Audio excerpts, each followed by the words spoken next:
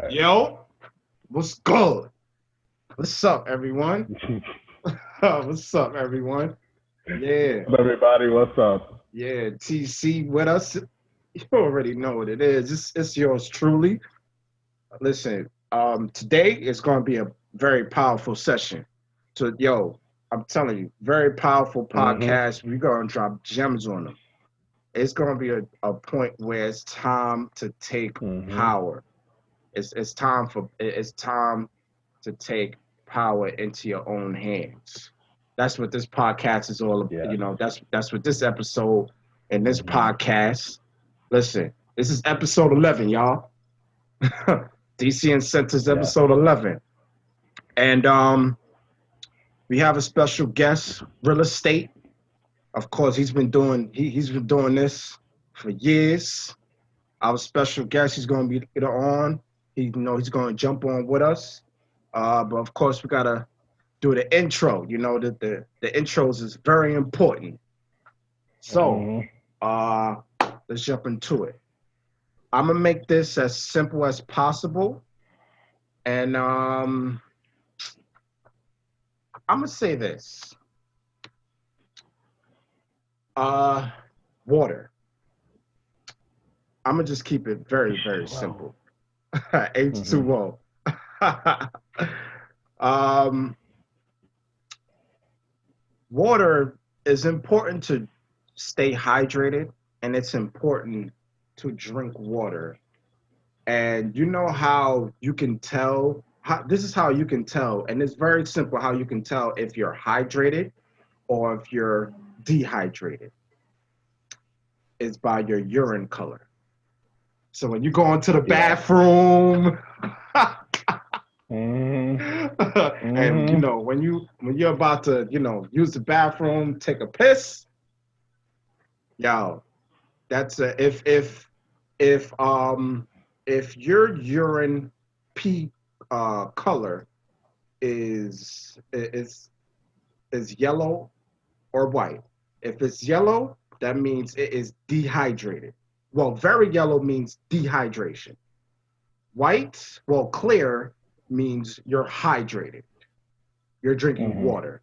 Even though you will be going to the bathroom when you drink Yeah. ounce of water. Um, so that we call this hydration status. So the hydration status of drinking lots of water when you go to the bathroom, if it's clear, you're actually um, you're actually hydrating yourself, your insides, your Mm-hmm. blood, your moods. But if you are dehydrated and when you use the bathroom, yeah, that pee is going to come out very yellow. So that's the balance of hydrated and dehydration. Yes. So, but In oh, some if cases, yes, yeah. hmm I was just gonna say, in some cases, if it come out brown like Coca-Cola, yeah, I help. can't, I can't with you. But yeah, Yeah, you're help. That's right. a thing. It's a Yeah. thing. If Yeah. yeah, yes. If it comes out, if it definitely comes out in like another color than clear yellow, I would suggest you to to seek advice from whatever your doctor says. Mm-hmm. To yeah, definitely seek advice what you got to do. But yeah, mm-hmm. But Mm-hmm. Yep. drink water. I'm just keeping this intro very simple as possible. Drink water. Drink water Yeah. when you wake up. Drink water when drink water when you are drink water when you're about to go to sleep also. And the thing about Yeah. I've learned, and I'll share this with y'all. I did a fruits and veggie challenge and I was just eating just fruits and vegetables for 7 days. My body feels now I can put this as a lifestyle. So I'm gonna share this with you guys.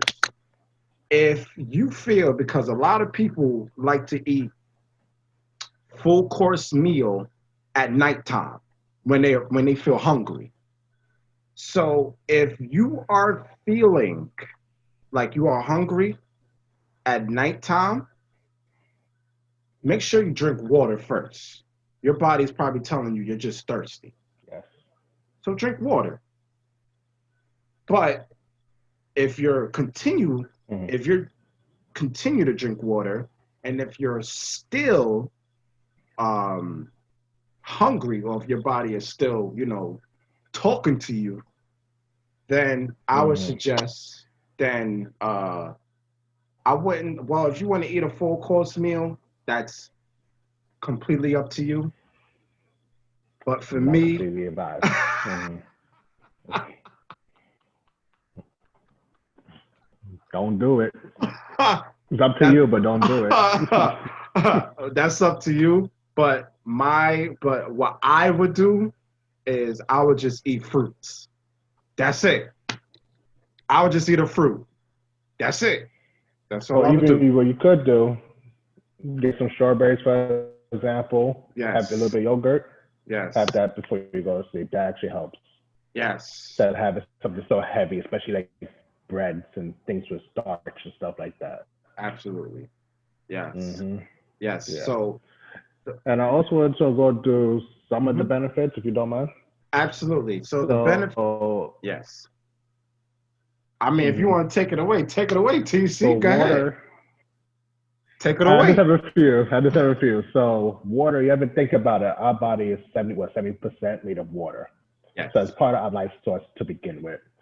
And also, water also benefits us from, like we say, urination, help us flush our body out, regulates our body temperature, also help our joints and skin. A lot of people Yes. don't realize that. And also, your saliva also is involved with H2O, funny Yes. enough. Yes. Overall, water is like our soul in a way. Because Facts. without water, you die. I'm just saying. Hmm. So it's very important. Yes. Yeah, back to you, Absolutely. Diamond. Absolutely. Yes. And Hmm. it also increases our energy. It has ability. Water also has us ability to focus, helps our brain function. It improves Yes. muscles. Hmm. You said healthy skin, uh, uplifts our mood, healthy hair. It also flush toxins out. Yes, Yes. Yes. absolutely. That's what the hydration is for. It flushes Hmm. toxin. So when you go into the bathroom, that's the point of you going to the Hmm. bathroom, is because you're flushing that toxin out. Yes, Yes. it improves blood Water is a circulation. natural detox. Facts, Hmm. facts. Metabolism. Um, what is it? Regulates body temperature, helps you lose weight. Like, yo, Yes. you pretty much Hmm. you took it away. Like, Yeah. that's the benefits of drinking water. So really, Hmm. that's why this is important to drink water. Like, if the body is 75% water, and let's say if you only ate out of the day only, I would say like one time, and then most of the time your body is just consuming water, you can still Hmm. maintain your body. Absolutely. Yes. You can still Yeah. maintain your body. Yes. The amount of water Hmm. versus food, yeah, yeah. That's why it's important to drink water. It can Yeah. you can eat one, two times a day, and like if the consumption, you feel perfectly. Hmm. You'll feel fine. So yeah, You're good. Hmm. yeah. Yeah. So Yeah. yeah, that's pretty much My it. question is, why do you think it's so hard for some people? You get me? Yes. Okay, so there's a delay. So Nah, my good, bad good, about good. that. Uh-huh. Yeah, but I just want to know why you think it's so hard for certain people to drink a lot of water? Why you think they're always drawn to drinking juices and like sodas?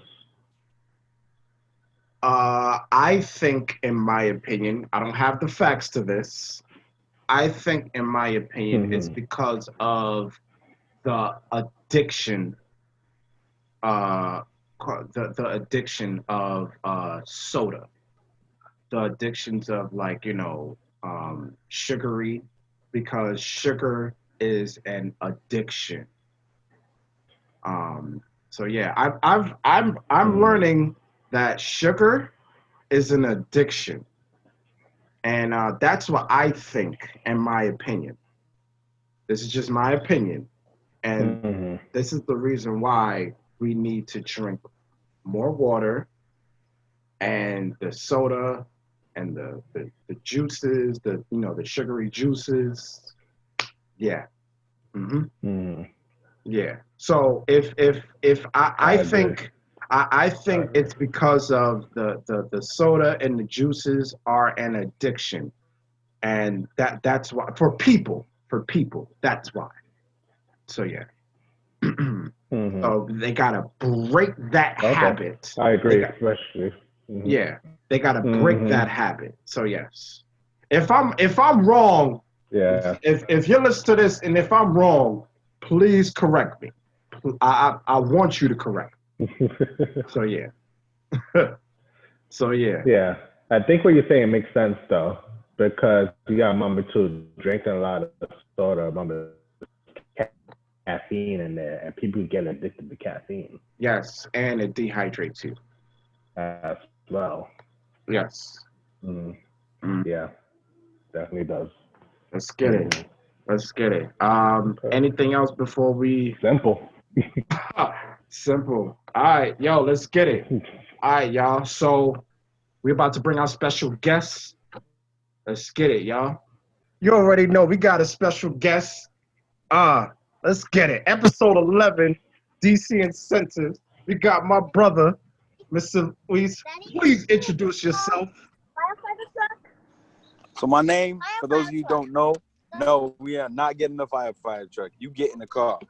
My name, for those of you who don't know, is Luis Estrella.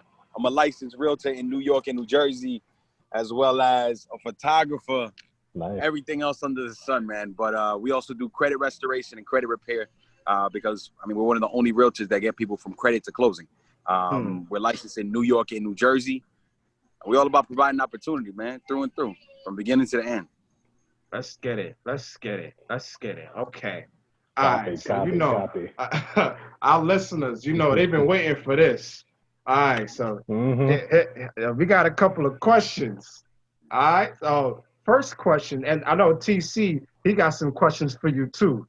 Absolutely. Okay. Uh-huh. So, the first question I would like to ask is, if someone does not know about real estate and wants to get their foot in the door in real estate, what is Mhm. the beginning stages of learning about real estate step by step? The beginning stages for learning about real estate step by step. Um, if somebody doesn't know the real process, they might tell you, go ahead, get pre-approved. Go to a bank, go get a loan, get pre-approved. And that's the first step, which is bullshit. You do not do that. The first thing you do is you check your credit. Because I'll tell you, one of the biggest implications to you being successful in the process and you really understanding what you qualify out the door is knowing your credit score. Yeah, please.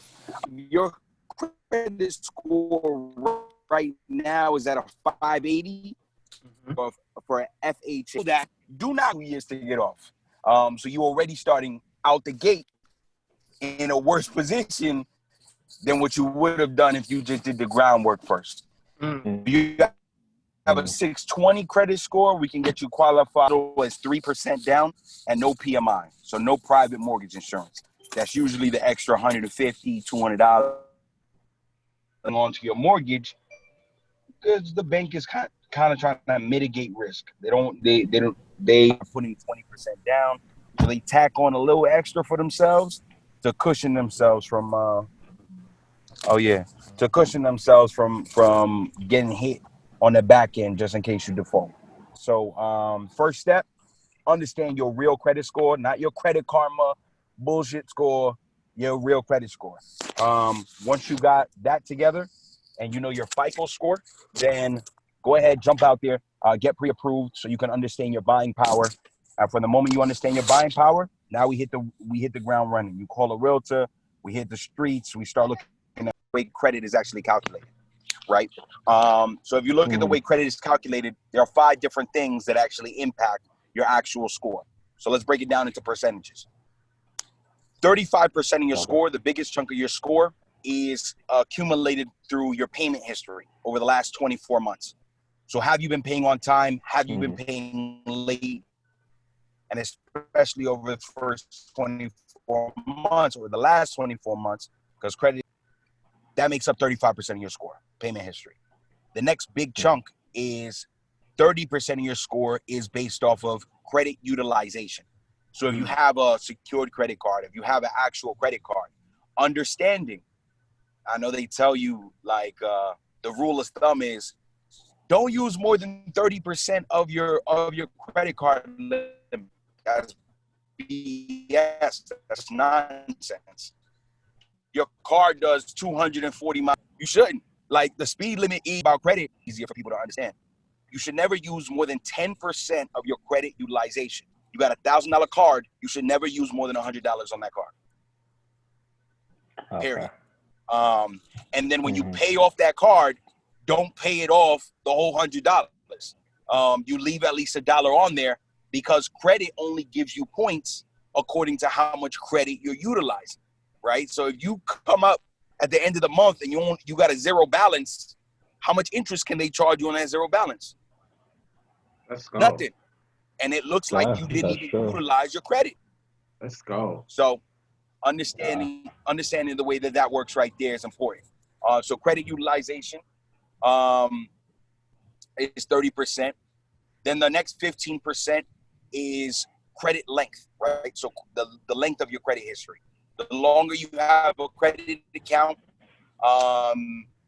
is the better for you, right? So 3 months of a credit account is gonna make an impact, but not as big years and everything's been paid on time. That's really gonna have a huge impact and a huge bearing on your credit score. So you have 35% payment history, 30% credit utilization, 15% credit length, 10% is hard inquiries. So reducing the amount of hard inquiries in a year to 2 or less, period. Anything more than that, you're jeopardizing your credit score. And then 10% is diversification, right? So do you have revolving lines of credit, installment lines of credit? So just understanding the difference between the two. Yeah, man. So diversification is key. Okay. So that's understanding that arithmetic and the way credit is calculated is important. And that really makes the difference. But then utilizing services like the one I'm a part of, where we don't just help people with their credit and delete late accounts and repossessions, evictions, collections. But we also teach you financial literacy at the same time. Because part of the reason that people get into bad credit is mismanagement of money, right? People don't know how to budget. People don't know what their net worth is. People don't know how to save. So taking small incremental steps throughout the whole process, learning the financial education that we should have been taught in school, allows us to become financially conscious, build positive financial habits, and then you can hit the ground running, do whatever you got to do. Let's get it. Okay. That's good. Okay.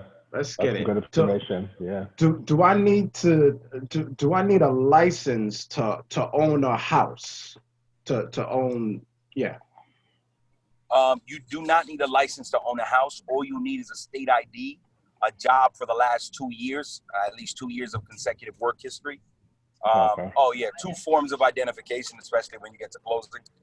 So you need at least a state ID, a debit card with your name on it, 2 forms of verification ID, is important. 2 years of work history, 2 years of tax returns, your last 2 months of bank statements, and then pay stubs.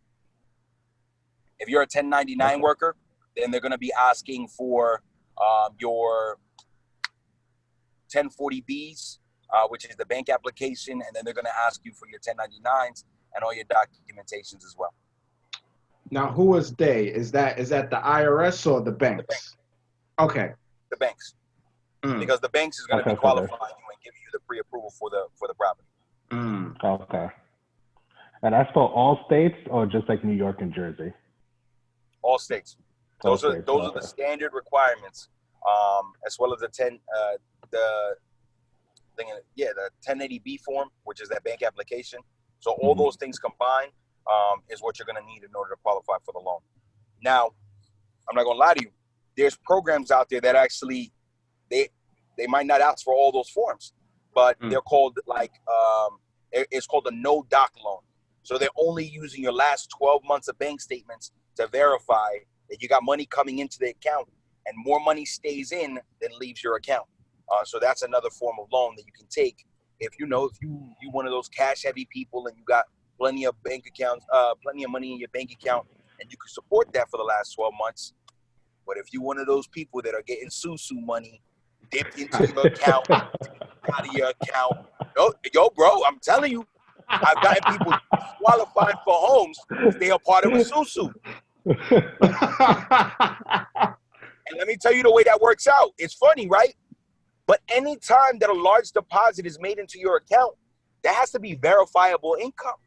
Because to a bank, they don't know if that's terrorists dropping money into your account. Okay. Drug lords dropping money into your account. So when they're going to tell you like, oh, we see you got $2,000, $8,000, $10,000 in your bank account deposited from a couple different places. Now those people that sent you that money got to send their bank statements. Oh, so they think it's dirty money, basically. Ooh. Oh, baby. So what is susu? Talk about that. What does that mean? So susu, think about it. It's kind of like group economics where people are giving money to each other, and somebody getting paid out this week, somebody not getting hands in, hands out. So it's literally communal giving, right? Mm-hmm. It sounds cool and all, but if you're going to buy a property, not the time. Not the time. Wow. Okay. Has to be verifiable. Period. Okay, makes sense. Some people do it. That's on you. But when you got a bank taking a microscope to your funds, watching your discretionary income, watching how your money's going in, how your money's coming out, that's affecting your debt to income ratio, which is how a bank is actually formulating their risk factor about your file, right? It's according to your debt to income ratio, how much money's coming in, how much money's going out, how much of that is necessary, how much of that is discretionary. So that's the math that the bank is doing on the back end that we don't get access to. Wow. All right, let's get it. Next question. All right, so you know how people want to say, "Yo, I want to buy land. I want to buy property." So when people say that, and when they have that goal to say, "I want to buy land and I want to buy property," they think this is a get rich quick.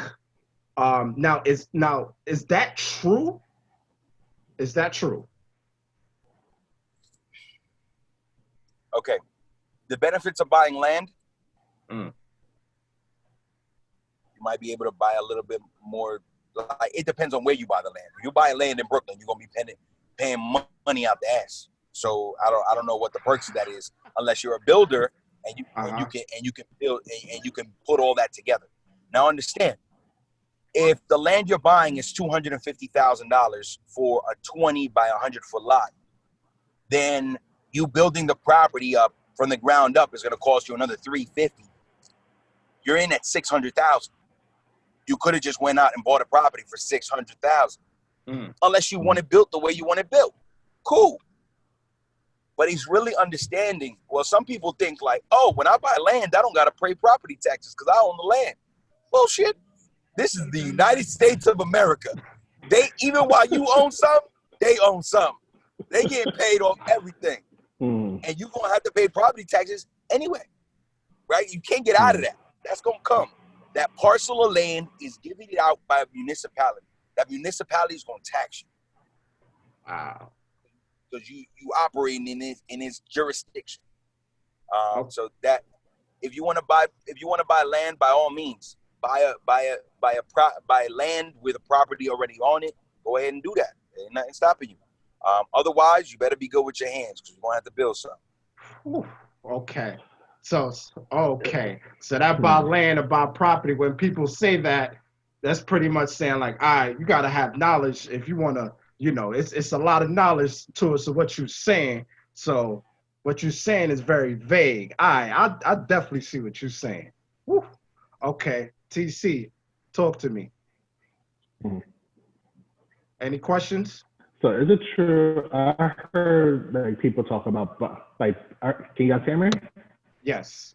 Yeah, I can hear you. Okay, I heard people about like they buy land, and then somebody else will buy the land off of them for double the price, and they walk away with money like that. Is that true? Land doesn't appreciate as fast as properties do, right? So if you're buying, and let's say, for example, if the land parcel is being sold by a municipality through a foreclosure or through a tax sale and something like that, and its true value is twice what the bank is selling it for, then of course you can do that. Okay. Usually you can do that. But if you're just, if you see a for sale sign and a realtor's representing that and they're just selling it, and you think you just gonna double that, nah, man, it's not the way it works. At least a property or a house, if it's being sold and it's dilapidated and needs renovation, then you can buy that property, do the renovation, and you can do what's called flipping the house. That's more feasible. That's more rational. Or land rather. It's not gonna happen. Okay. Word. All right. So I did research, and you tell me if this is true. The benefits of real estate is home mortgages, FHA conventional, home equity line of credit, cash out refinances, 203k construction loan, commercial and business loan, and private funding and hard money loans. You tell me the benefits of real estate. Is that true? Yeah, so you got to think, everything you just said are different facets of real estate, right? For example, first-time home buyer who wants, like I just said, wants to buy something that's dilapidated or that needs a lot of work. A first-time home buyer that doesn't have all that money to pay out of pocket and renovate their house on their own dime, they're utilizing what's called the FHA 203k loan, the renovation loan, right? Because the bank is giving them the loan. Let's say they're buying the house for $300,000 or $400,000. They're giving them the loan of that $400,000 to purchase the property, and then the property needs an additional $100,000 in renovation. The bank is giving them that $100,000 in renovation so they can give to the contractor in installments. Of course, they're not giving it all in one lump sum, but they're giving it to that person so that way they can renovate the property. Now, in total, the whole loan is going to be $500,000, $400 for the purchase, $100 for the renovation, and it's bundled together in what's called the FHA 203k loan. Boom. When you talk about the premise, the idea of the benefits of real estate, that's how generational wealth is built. Period. They just revealed Jay-Z. Right? They put out a breakdown of Jay-Z's $1 billion portfolio. 50 million of that is real estate. If you do a slither and just a microscope of most of these ultra wealthy people, they're gonna have a chunk of that's real estate, because that's passive income. You're buying these properties, These properties are appreciating if you're buying them in the right area. You can rent those things out, and they're making money while you sleep. So the benefits of real estate is that each and every time that you're paying that mortgage note and you're paying that mortgage, you're paying yourself. Your house is your mini bank account, and you're stashing away money in yourself every time. Because if you're renting something, you're giving money to a stranger, and they're putting it in that bank account of their property, and that property is building value. And you talked about a HELOC. Here's the benefits of putting money into that bank account of a house. You can then later on take out a HELOC, a home equity line of credit, where all that money you've been putting in, now you can go in and take out and use that money for something else, to buy more property, and you redistribute that money. To break down what you said even further, you mentioned FHA, you mentioned conventional, you mentioned hard money lending. Those are all different forms of financing, right? So how you could get into purchasing property. If you wanted to become a home flipper and you don't want to go through the same type of hoops that you're going to have to go through for taking out an FHA loan, which you gotta live in the property for at least 2 years before you sell it, and it's required to live in there according to FHA guidelines. Conventional loan, you got to put down 5% or whatever it is. If you just wanted to be a home flipper, you take out a hard money loan, which is a loan that's going to hurt. That's why it's called hard money, because you're paying a high interest rate, anywhere from 9.5% to 12.5% for the interest rate. But you're supposed to pay that back, not over 10, not over 20, not over 30 years. You got 1 year to pay that back. So you got to be in and out when you're using a hard. And instead of you paying a mortgage every month, you're paying that interest, that 9, 10, 11% interest. But it's a flipper's loan. You go in, you buy a property cheap, you renovate it, you flip it, you give the hard money lender back their money, and you take your money on the side. And the usual down payment for that is about 10% that you're putting down. So there's huge benefits to being a property owner, all of which fall under the umbrella that you're paying yourself. You're creating wealth for yourself, either slowly but surely, or sometimes in a lump sum, but just depending on how you buy it. Okay. TC. Get back to me. I had the next question. I had to think about it. Get back to me. All right. Next question is, talk about what is an earned income, a business income, and an investment income. Yeah, that was one investment income. I just want to talk about that. Go ahead. Okay. Yeah. Okay. So what are the three brackets again? Earned income, investment income, and business income. Mm-hmm. Oh, I love it. Yeah. Okay, so watch this. The first difference between all three is how you're taxed. Right? So understanding that earned income is 9 to 5 income. That's your time has a value, right? Usually that value is being determined by somebody else who's ever employing you. They say, hey, your hour is worth $15. Your hour is worth $30. Matter of fact, maybe your hour is worth $45, every one of your hours. And then big Uncle Sam digs into every check before you even get it, and they get their slice. That's earned income. And you can't fight back against that. That's just the price of doing business, of having somebody else determine the value of your time. Period. Paychecks. Because if you don't value your time or put a value on your time, somebody else will put a value on your time, will put a value on your effort. Period. Now, business income is completely different. Not only are you taxed at a much lesser rate when you own your own business, you also don't pay Uncle Sam until you deduct your expenses, your usual business expenses, your price of doing business, your product, like your overall product, your the expenses of your products essentially, right? So let me give you a prime example. Me as a realtor, I got business income. It's 1099. I work my own hours. I put a value on my own time.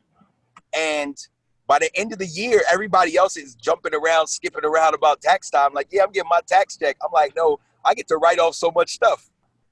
Write-offs, right?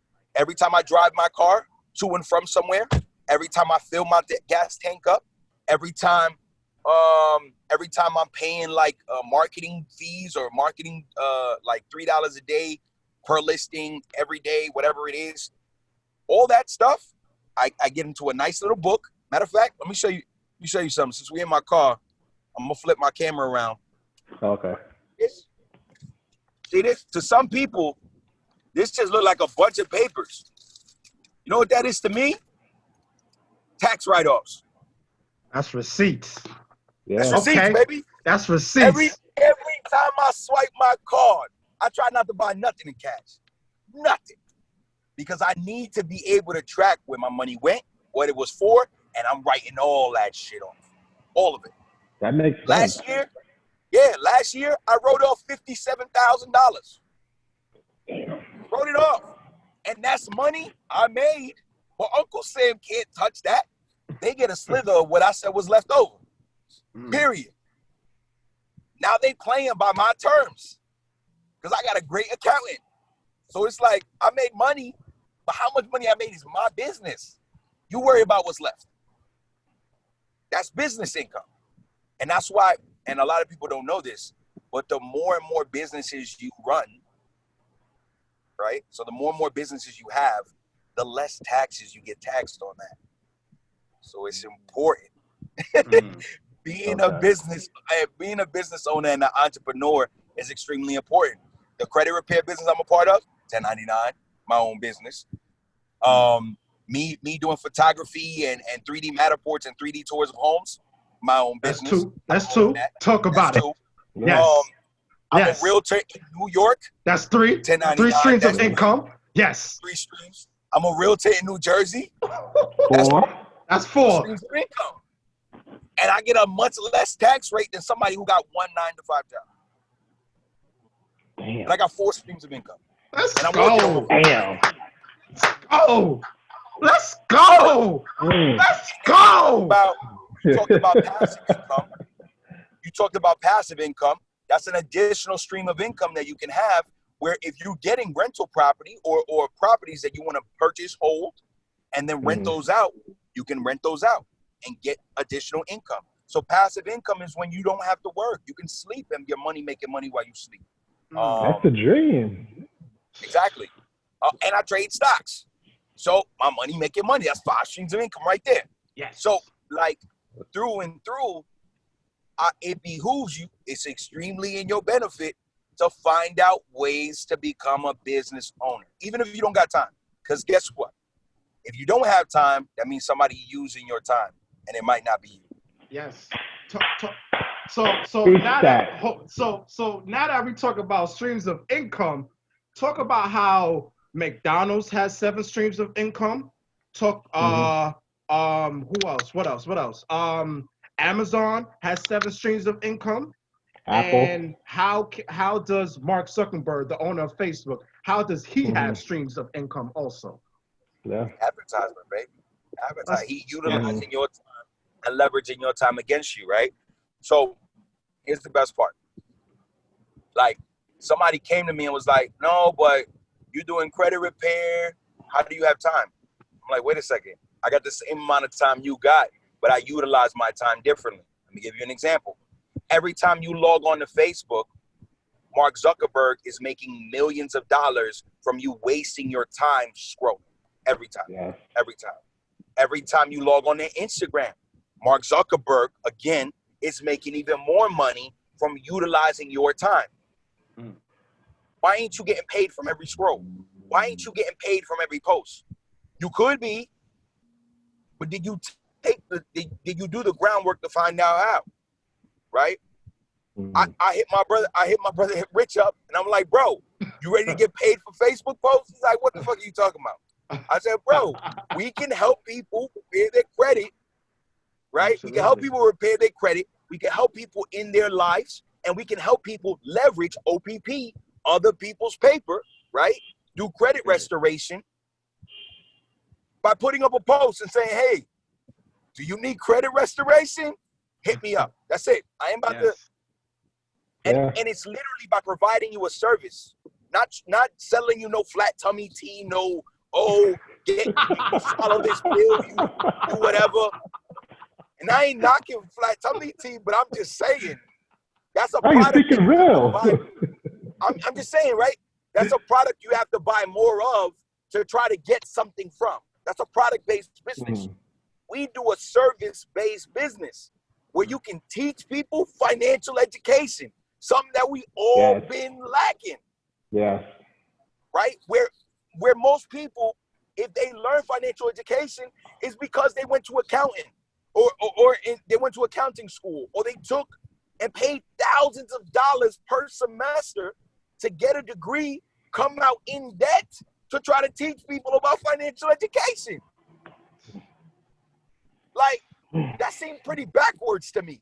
Why I gotta owe money to make money to teach you about how to own money? Like, bro.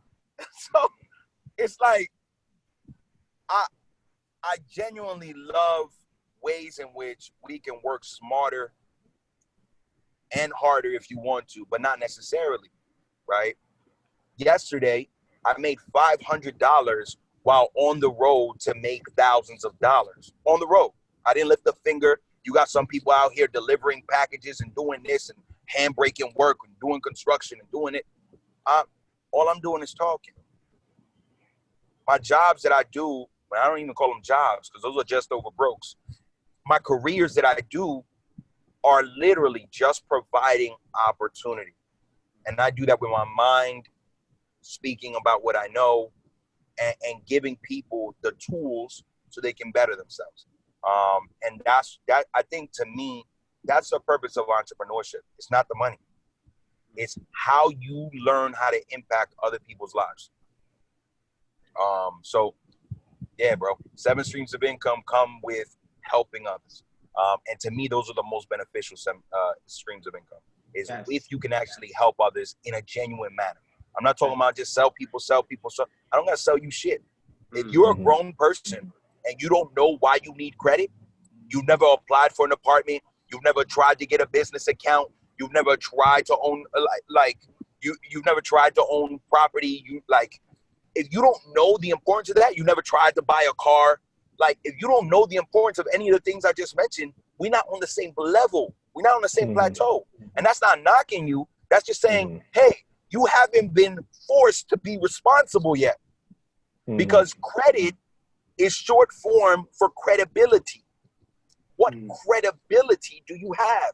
How are you perceived? Not in your mind, but in the minds of others around you, and especially financial institutions. So what are you building? Some say credit is leverage. Absolutely. That's it, baby. It's a leverage game. 1,000%. Yes. Right? Because that credibility, you leverage the credibility to get the things you want for a much cheaper price than everybody else. I know somebody who had terrible credit, went to go get an Acura, and left there paying a $950 car note. I paid $325 car note for my Mercedes. You telling me I could have bought 3 Mercedes? I could own 3 Mercedes for the price of your one Acura? That don't make sense. Yeah. But if you don't know how to leverage credit, forget it. I feel like we need a part 2 of this. I feel like we need a part 2. I have one quick question. So people who don't believe in credit cards and stuff like that, how are they able to build up their credit? Okay, so first of all, if you don't believe in credit cards, you just haven't been taught.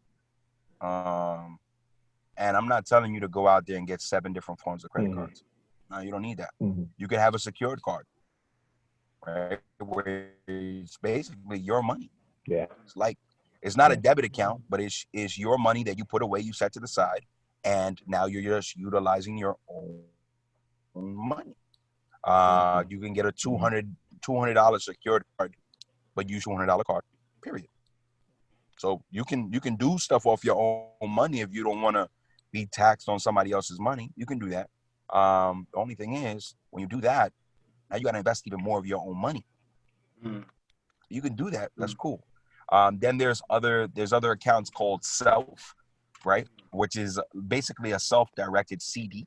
So it's a certified deposit, right? A CD, where you're paying like $49 a month every month, and then at the end of the year they actually give you back all that money you paid in. I think it's $48 or $49 a month. After 12 months, that's about $548, whatever it is, and they actually give you that back. And then you built a 1 year's worth of good on-time payment history and credit. So that's an option. Okay. So you can do that, or through the services that we provide as far as like credit restoration. We also have a service that's in there called Credit My Rent, right? Where if you've been renting for a year, 2 years, 3 years, and you actually want to apply those on-time rental payments to your credit history and have an automatic like credit line that you've technically already been paying for, that's an option, right? If you're trying to apply 1 year's worth of credit or 1 year worth of on-time rental payment to your credit lines, that costs $89. You're trying to apply 2 years, I think it's like 160 something like that. So that's an option that you can do. You don't have to, but if you don't like credit cards and you got to establish some form of credibility, it's necessary. And if you don't see the importance, again, I ain't about to talk to you. Like I'm not in the convincing business. Real talk. I'm not in the convincing business because I'm not selling you shit. I am providing you opportunity. Period.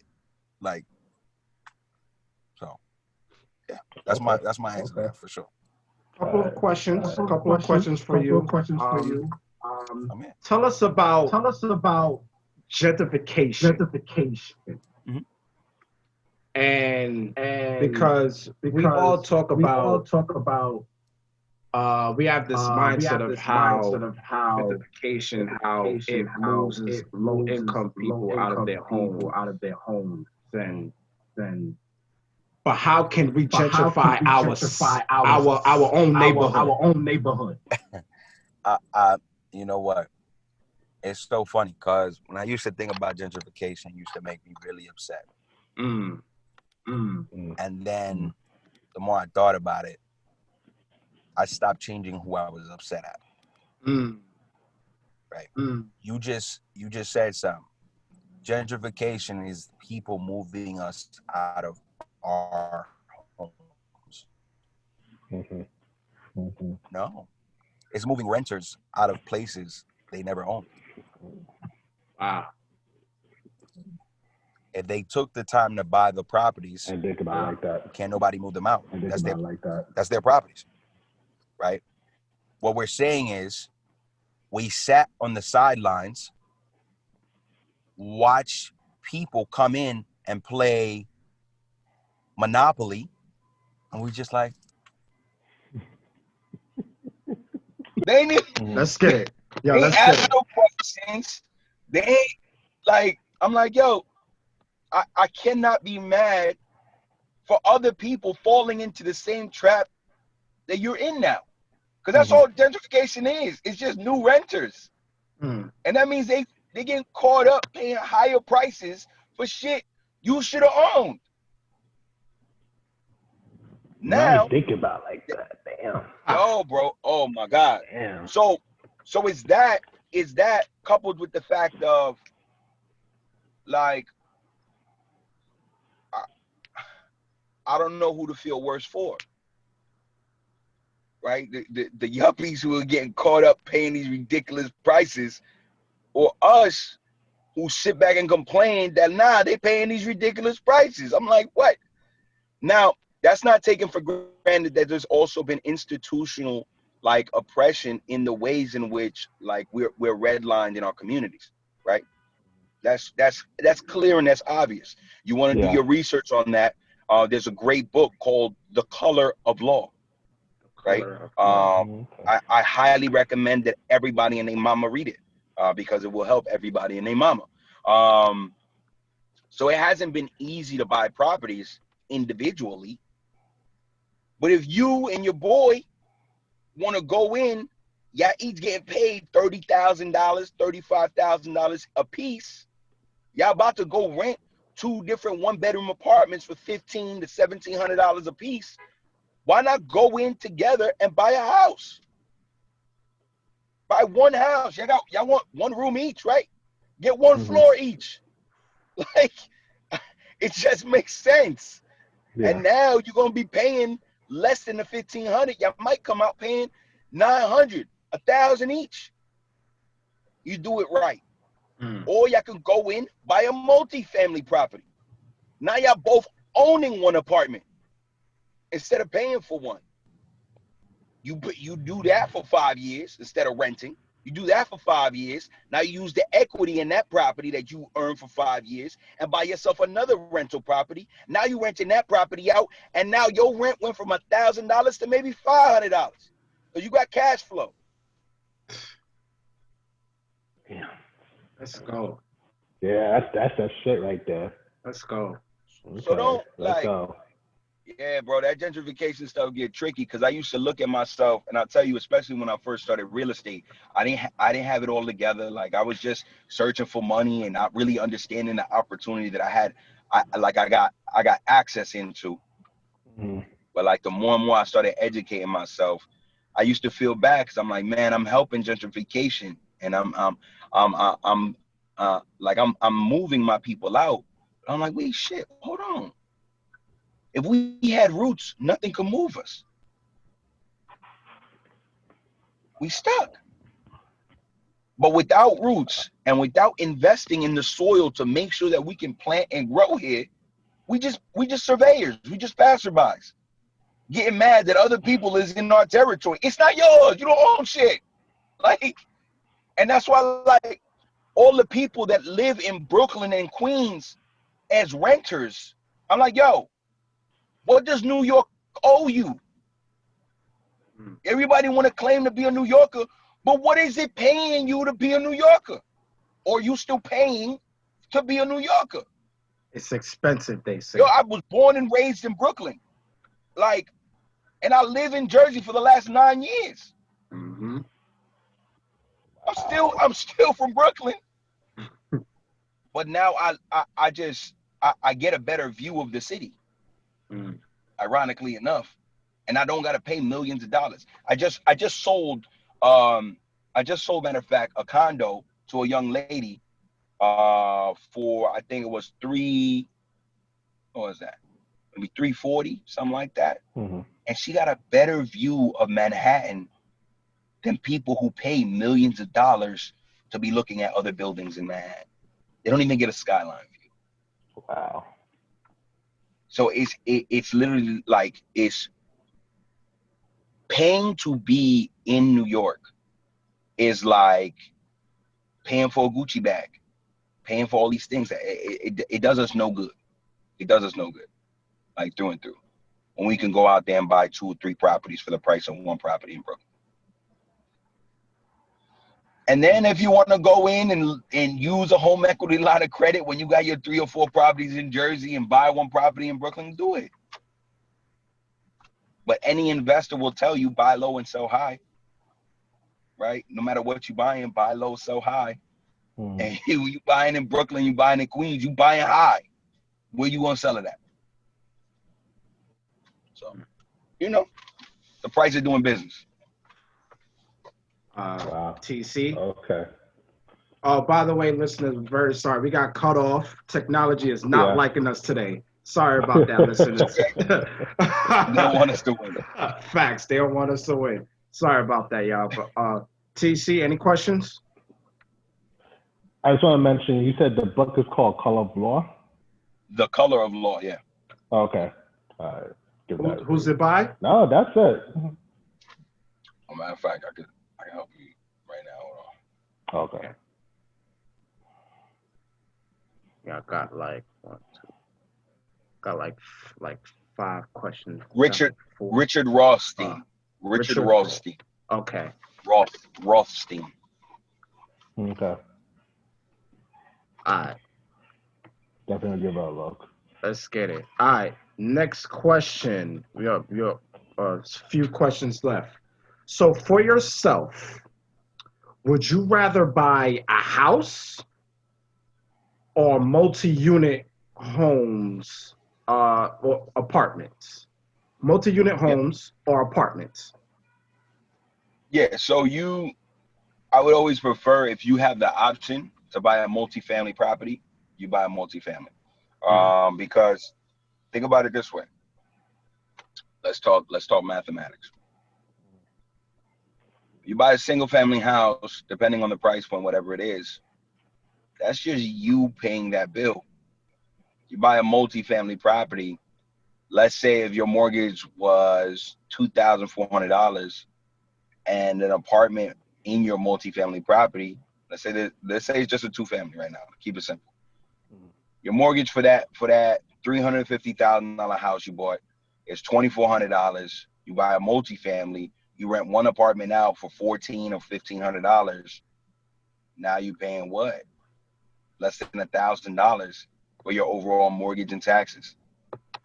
Now, if you go out there and you buy a $450,000 property, yeah, your monthly expenses just jumped up to $3,000, but now you're renting each apartment out for $1,500. Now you're leaving rent free with possible money cash flowing back to you. So it went from you paying everything yourself for a single family property to other people helping you pay off your bills. The more and more the more and more apartments that are in your multifamily property, the more and more opportunity you're buying for yourself. The less and less bills you actually have to pay on yourself. Okay. Yeah, now you got to manage people and do whatever you got to do. It's a little tricky right now because of Corona, where people feel like they don't even got to pay their rent. Um, so I mean, it comes with its drawbacks depending on the time frame. But in Mhm. general, like that's the way you go. The more units, the more like people are helping you pay off your bills, the better it is for you. Less bills you got. Okay.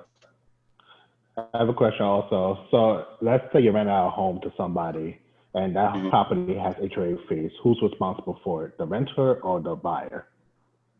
You better make sure whatever rent you charging them is covering that HOA fees, because if not, that owner is coming out of pocket for them.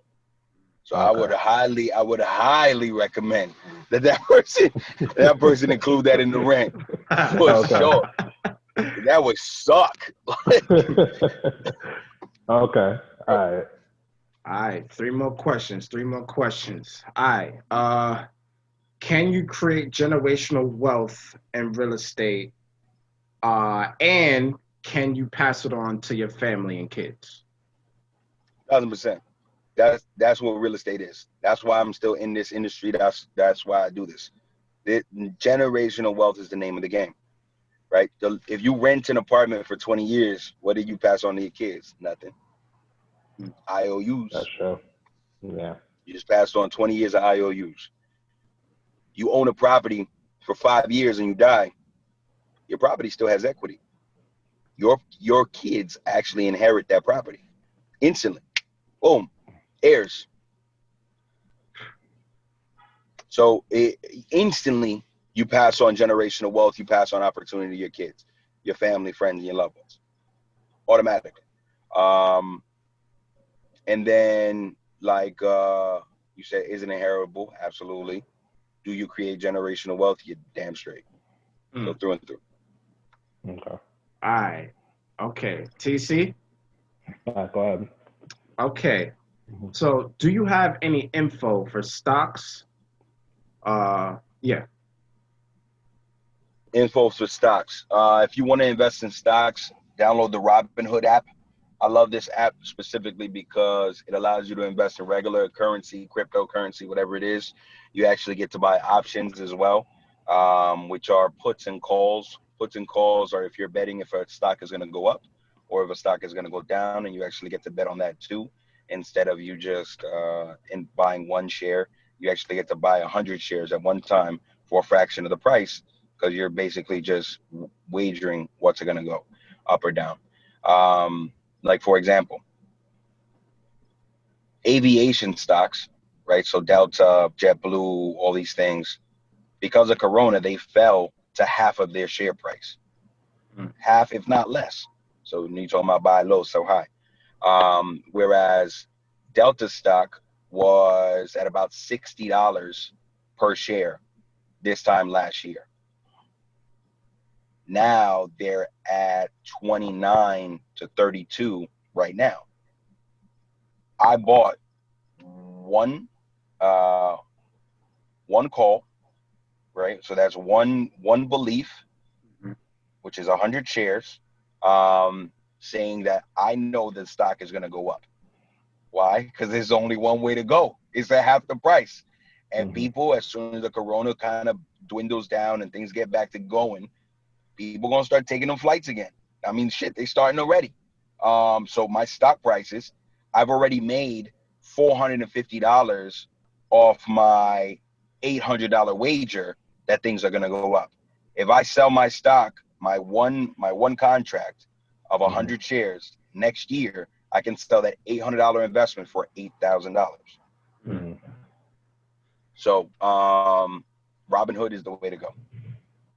Okay. And then other people are doing stuff like Forex and all that stuff. That's like betting on currency and doing all those things.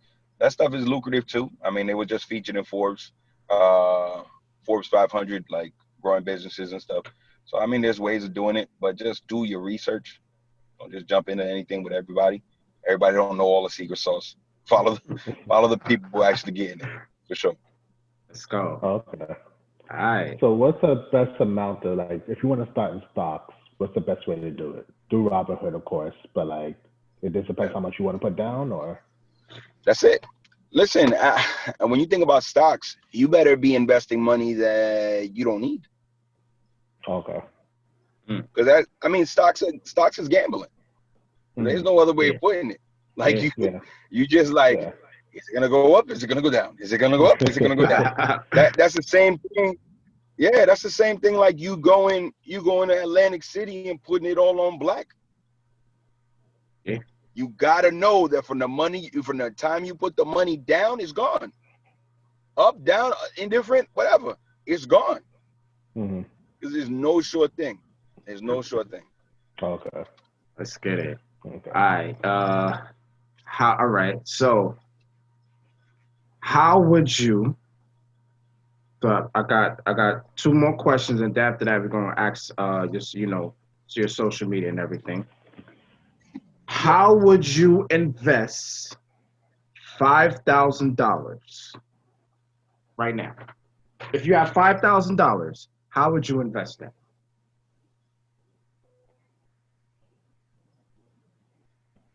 You want a real answer to that? Let's talk about it. Okay. One, start the credit repair business for $300. Actually, it's $288. Period. Cause you get your money back literally within the first week. So I would say investing in starting your own businesses, right? So not businesses. Like I just told you, I paid $288 to start my credit restoration business, right? So I invested in myself. Within the first 3 to 4 days, I made $700. So did I get my investment back? Yes. Yeah. I actually doubled my investment in the first 4 days. And that's something 90% of first year businesses don't do, which is why they go out of business. They don't become cash flow positive. I did that in the first 4 days. So that's one. Then I, as a realtor, I invested $3,500 out of my account to buy a 3D camera, right? That 3D camera allows me to take still photography and create virtual tours so people can walk through homes from the palm of their hand. I now charge realtors, the people who used to be my competition. They're not my competition no more, baby. They're my customers. When realtors call me saying, hey, is your property available? I'm like, nope. But do you need photos and 3D Matterports? I got you. $275 for 1 hour of me doing my business. Bam. So now my hours worth $275 for realtors. When I'm working with architects, my 1 hour is worth $350. Mhm. So my $3,500 investment, brother, just since March, I've made $12,000 on my side business of photography and the 3D Matterports. So I ain't even spent the whole 4,000 yet. I mean, or the whole 5,000 you told me. So my credit business, I've made more than $7,000 in a matter of 3 months. So that's credit repair. Then I spent $3,500 on that 3D camera. I made more than 12 stacks. Let's go. Actually, it might be closer to 14 now, because last week I made Okay. about 1,400 just last week. So Okay. yeah, like I ain't gonna lie to you. You don't gotta spend the whole 5. And then if you wanna put a little 1,000 to the side just in case anything happened, put it to the side. But your money, your small, your residual funds, kind of set it off to the side. Discretionary funds, treat yourself a little bit. But I mean, at the end of the day, if you have $5,000, invest it in something that's going to make you $20,000 or more. Okay. Period. Let's go. If you put it in your savings account, you just shorted yourself, because they're only giving you 2% return, if that. You might get 2% return if you put something in a savings account. Your money got to be making money, and if it doesn't, you're losing money, because dollars lose value every day. Let's go. Okay. TC. That's some good information, man. Hey. You hit every mark. Like. All right. Final thoughts, King. Final thoughts. For me? Yep. Yeah. If you don't invest in yourself, nobody else will ever invest in you. Preach. I mean, that's the slowest thing about it. And I'll tell you, for people who are out there looking to make money for free, it's not going to work that way. Because if you got to think about this, if you are not worth investing in yourself, somebody will continue to put a price tag on how much your hours is worth. Just kind of rotating back to where we started in the conversation. I don't know about you, but I work way too motherfucking hard for somebody to tell me, no, it's only worth $15 an hour, $20 an hour, $25. Yeah. No, I just told you. I went from, you know what? It was funny. January of this year, I decided I was going to start driving Uber just so I can hand out my business cards to make more money on real estate. Then the pandemic happened. So I probably did it for like a month and a half. Then I started hearing about the pandemic. I was like, fuck that. No random people in my car. Yeah. Yeah, real shit. Yo, I took a photo. I took a photo of me wearing my mask and driving niggas around. People tell me, you look fucking crazy. I said, I look crazy, but guess what? I feel fucking safe. Cracking my windows and shit. And then when I actually sat down and I did the computation, I was like, son of a bitch, I am driving for 8 hours and maybe making $100. After you take out gas, after you take out everything else, you know, they throw in their little incentives or whatever. Then I really started my Matterport business and my photography business. And I went from driving 8 hours to make $100 to making $275 to $350 an hour. You got to put a value on your time. Nobody will ever pay you for your time the way you should pay you for your time. And find something that's going to make your time lucrative. I just told you, like, as far as the credit repair business, I talk to people for 7 minutes and make $100. 7-minute conversations. I literally missed 4 phone calls while on this call. But it's okay, because for me, in the Bible, it says, freely receive, freely give. Now, it costs me a lot of motherfucking money to give you the information that I'm giving you. But why is it worth it? It to me, it's absolutely worth it to give it to you for free, so that way somebody can take even a fraction of what I said and save themselves thousands of dollars. Absolutely. Then when they come back and they were like, yo, that was valid. That was valid. What they said was valid. And then we can start building group economics. The longer we stay in poverty, the more expensive it becomes to get out of poverty. We cannot afford to sit at the sideline or sit at the table and judge people because they're getting money. We cannot afford that. Yes. We just had 7 people, who were 6 people shot at a Juve party or at a Juve celebration. That was yesterday, I think. Yes. Yeah, yesterday. I believe so. We had 6. We had 6 people shot, and one of them was a 6-year-old boy. So it's like our mindset isn't where it's supposed to be. Partly not our fault, but whatever part is, we got to do better. Yeah, take accountability. Yeah, absolutely. We got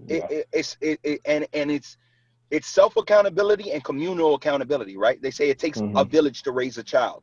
We got a bunch of men out here pretending to be men, but are still children up here. Yeah. Right. So it's literally imperative upon each of us to teach each of us, so that way we can reach each of us. So it's important that we do that, like through and through. So I know you're gonna ask me for my social media and my handles and all that stuff. Yes. Ageless Poet, like I don't get older poet. AGE, like I get older. LESS, like I don't. Ageless Poet. On Instagram. On Facebook, it's Louis, LUIS. Ageless, like I don't get older. And Estrella, ESTRELLA. So Louis Ageless Estrella on Facebook. It's the only way to discern myself from the millions of Louis's Estrella. And then our business page is Brightest, like it don't get no brighter. Shine, like we keep shining no matter what. Homes, Brightest Shine Homes on Instagram and Facebook. And then our real estate website is BSH, like Brightest Shine Homes, BSHproperties.com. Let's go. Let's go. And also, if you have bad credit, because bad credit is expensive. Oh shit, is it expensive? It's expensive. Please go to my man Luis Ageless. He's a credit repair specialist, and he'll definitely fix up your credit. That way, you can get started on getting good credit. And if you want to buy a car, you want to buy a home, whatever it is. They got a business loan, whatever it is. Absolutely. Yeah. Yes, absolutely. Oh, yo, thank you for everything. Yes, yo, thank you. Thank you. Yo, this yo. You just gave gems. Yeah. Hey, $1 million game for $3.99, baby. I know you were. Y'all, man. Nah, I appreciate you for jumping on this. Seriously. No problem, bro. Yeah. No problem. Definitely. Let's talk about the technical difficulties again. Yeah. Okay. We here, baby. We here. Rich was like, they don't want us to win. I said, they can't stop us. They can't stop us. We working too hard. Facts. Definitely. I know you got. I know you got schedule. Because I know you said you have about like 7 people on the call. You got to call back to make your $100. So, Oh, we gonna get, bro. That money gonna be there, baby. We ain't stressing. Man, I'm telling you that my man, this guy makes about, like, let's say, a phone call. I'm telling you. Actually, I'm not even going. Just talk to that. Just talk to that man. He'll tell you. He'll tell you yourself. He'll tell you yourself. When he told me, I was like, what? Word?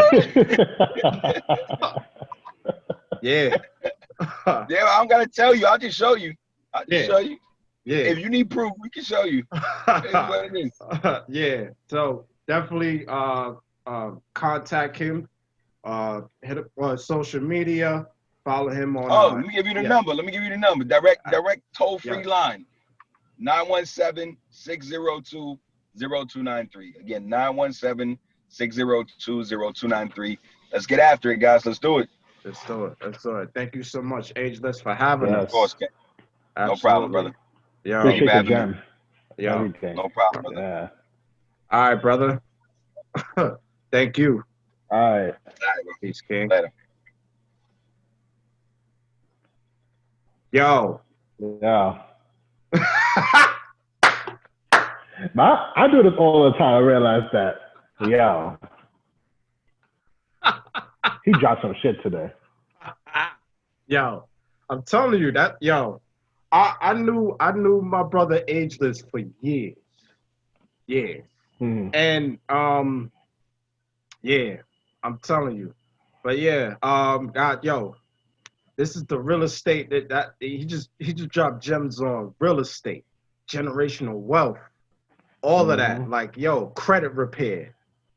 I'm telling you, if you are not listening to, I'm Mm-hmm. telling you right now, if you are not listening to this podcast, and it is as simple as possible. Like, when you have knowledge to something, you have knowledge of self, and then you apply to it. That's the Yeah. whole thing of having knowledge. When you have Yeah. knowledge, as soon as you apply to it, you be like, all right, word, this is what I gotta do. Now I got now I got the lesson for it. Mm-hmm. Now I got the educational and the knowledge for it. Now I gotta apply to this to take action. Exactly. With that And I wanna, knowledge, yeah. yes, Mm-hmm. continue. And with that knowledge, you become your own boss. Got answer to nobody because you Facts, educate yourself to get to the point that where you are now, facts, and that's important. Yeah. facts, facts. Yeah.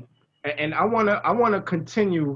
I definitely want to continue for what he was saying of the multiple streams of income because Mm-hmm. he said he had like four multiple streams of income. Keep going Amazon, ahead. I'll be right back. all right. So Amazon makes uh multiple streams of income. So and McDonald's, all these corporations that you see that you buy that these corporations, these franchise, Wendy's, you got Burger King. These are corporations, franchise. They make multiple streams of income, and I'm gonna give you McDonald's.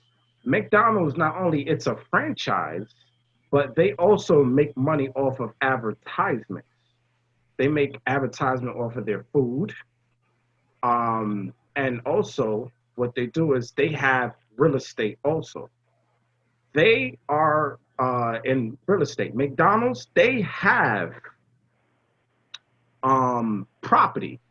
They have property. Absolutely. Yes. So that's how McDonald's makes their multiple streams of income. Amazon.